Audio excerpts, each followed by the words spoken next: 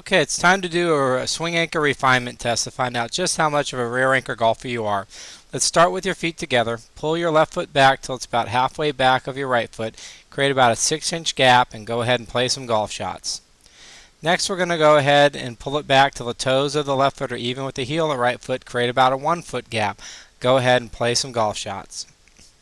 Last, we're going to pull it back till the toes are even with the heel pad about 3/4 of the way back. Create about a 9-inch gap. Go ahead and play some golf shots. As I demonstrate each one of these one more time, the key to understanding which one fits you best is understanding which one allows your head to counterbalance the action the best, which one allows you to get the club to ground on the ball more consistently time after time for solid contact, and which one produces the more consistent ball flight. Whichever one allows you to have the best balance, the most consistent contact, and the most consistent ball flight is the one that fits you. Video yourself performing each of the tests and send them to me so I can assess which one fits you the best. Now we want to adjust your ball throw exercise. You're a side cover golfer, so we want to learn how to throw it like a side cover golfer. On top golfers throw it much more downward like these first two throws. Side on golfers will throw it down at a 45-degree angle out in front of them. So these two are the side on throws, 45 degrees out in front of me. You're somewhere in between, and that's the side cover action. Somewhere between straight down and that 45-degree mark. Get used to throwing them down at that angle. Now we want to work on your vertical ground force and swinging to your extension point. A good way to get the feel of vertical ground force is just doing some jump squats on a daily basis. The next thing we want to do is learn how to load that ground force under your right foot, through your right leg, and learning how to push up off that leg to launch that ground force in your golf swing. There are 3 different ways or times to load that force. Some people feel like they push down and load that ground force on the right leg right off the bat during the takeaway.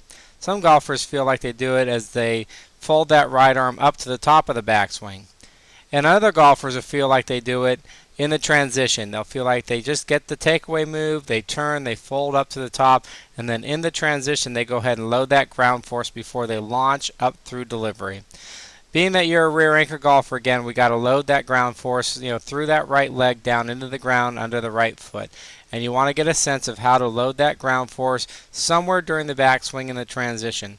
The later in the golf swing you load the ground force, the swifter you have to be with launching it, through the delivery action. So for you, most likely you're going to find that either loading it during the first half of the takeaway or during the second half of the backswing is going to make it more efficient for you to be able to feel like you can load it, through impact.